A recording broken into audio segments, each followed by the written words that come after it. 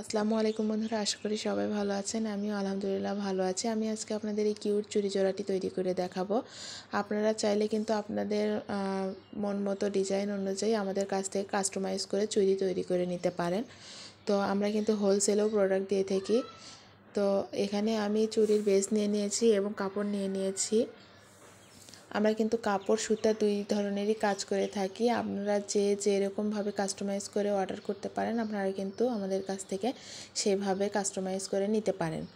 তো আমি এখানে চুড়িটি ভালোভাবে কাপড় দিয়ে পেঁচিয়ে নেব। কাপড় পেঁচানোর কিন্তু অনেক থাকে।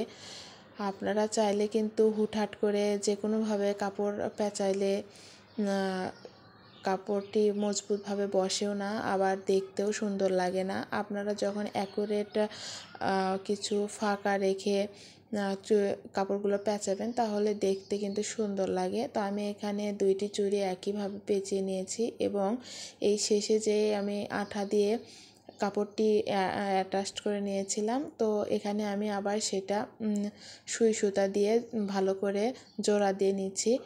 আপনারা এখানে কিন্তু সুই সুতা দিয়েই জোড়া দেবেন। আমার মনে হয় যে আঠা লাগে, অনেক সুন্দরভাবে লাগে, কিন্তু সুই সুতা দিয়ে কাজ করলে জিনিসটা আরও বেশি মজবুত হয় এবং খুলে যাওয়ার সম্ভাবনা কম থাকে। আমি এখানে 4টি করে ঝুলরি নিয়ে সুই সুতা দিয়ে লাগিয়ে নিয়েছি। দেখুন চুড়ি জোড়াটি কত সুন্দর হয়েছে।